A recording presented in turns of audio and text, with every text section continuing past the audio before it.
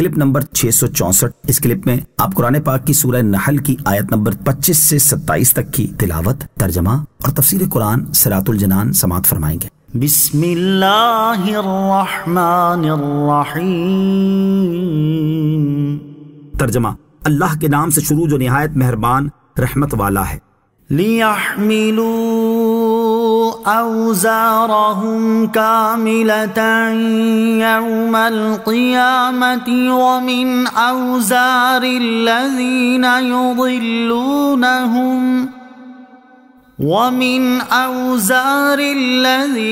يُضِلُّونَهُمْ بِغَيْرِ عِلْمٍ أَلَا سَاءَ مَا يَزِرُونَ۔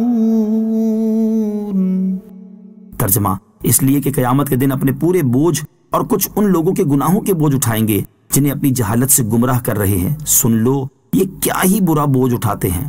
لِيَحْمِلُوا أَوْزَارَهُمْ، کہ اپنے بوجھ اٹھائیں، یعنی جن کافروں نے لوگوں کو گمراہ کرنے کے لیے قرآن پاک کو پہلے لوگوں کی داستانیں کہا، ان کا انجام یہ ہے کہ وہ قیامت کے دن اپنے گناہوں اور گمراہی کے بوجھ پورے اٹھائیں گے، اور اس کے ساتھ ان لوگوں کے گناہوں کے بوجھ اٹھائیں گے جنہیں اپنی جہالت سے گمراہ کر رہے ہیں۔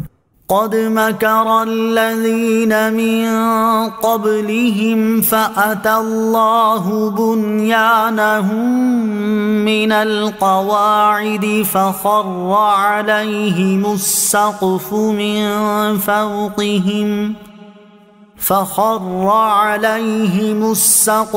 من فوقهم وأتاهم العذاب من حيث لا يشعرون۔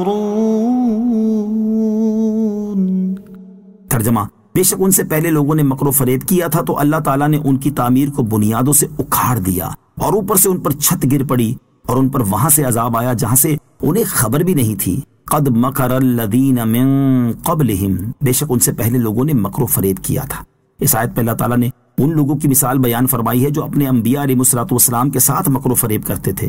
اس کا خلاصہ یہ ہے کہ پچھلی امتوں نے اپنے رسولوں علیہ السلام کے ساتھ مکر کرنے کے لیے کچھ منصوبے بنائے تھے۔ اللہ تعالیٰ نے انہیں خود انہی کے منصوبوں میں ہلاک کر دیا، اور ان کا حال ایسا ہوا جیسے کسی قوم نے کوئی بلند عمارت بنائی، پھر وہ عمارت ان پر گر پڑی اور وہ ہلاک ہو گئے۔ اسی طرح کفار اپنی مکاریوں سے خود برباد ہوئے۔ مفسرین نے یہ بھی ذکر کیا ہے کہ اس آیت میں اگلے مکر کرنے والوں سے نمرود بن کنعان مراد ہے۔ یہ حضرت ابراہیم علیہ السلام کے زمانے میں روئے زمین کا سب سے بڑا بادشاہ تھا۔ اس نے بابل میں بہت اونچی ایک عمارت بنائی جس کی بلندی 5000 گز تھی، اور اس کا مکر یہ تھا کہ اس نے یہ بلند عمارت اپنے خیال میں آسمان پر پہنچنے اور آسمان والوں سے لڑنے کے لیے بنائی تھی، اور اللہ تعالیٰ نے ہوا چلائی اور وہ عمارت ان پر گر پڑی اور وہ لوگ ہلاک ہو گئے۔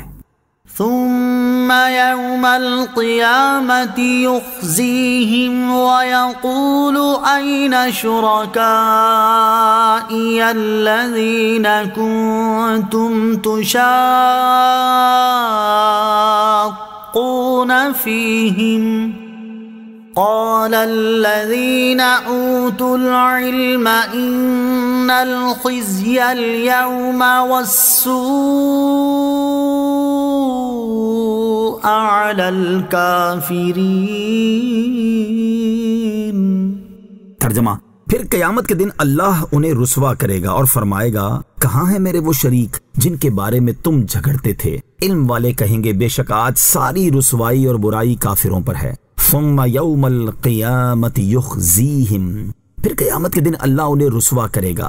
اس میں اللہ تعالیٰ نے یہ بیان فرمایا کہ کفار پر صرف اس قدر ہی عذاب نہ ہوگا کہ ان پر صرف دنیا میں عذاب ہو جائے، بلکہ اللہ تعالیٰ قیامت کے دن بھی انہیں رسوا کرے گا اور انہیں سختی سے فرمائے گا، وہ کہاں ہیں جنہیں تم اپنے گمان میں میرا شریک سمجھتے تھے اور ان کے بارے میں تم مومنوں سے جھگڑتے تھے؟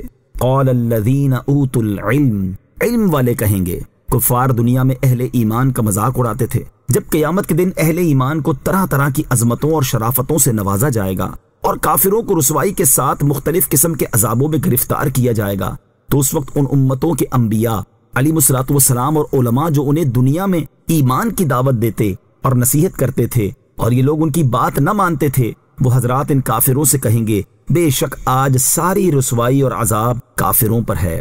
آخرت میں بھی علماء کا درجہ اعلیٰ ہوگا۔ اس آیت سے یہ بھی معلوم ہوا کہ علماء کا درجہ دنیا میں بھی اعلیٰ ہے اور آخرت میں بھی اعلیٰ ہوگا کہ اللہ تبارک و تعالیٰ نے انہی کا قول نقل فرمایا ہے۔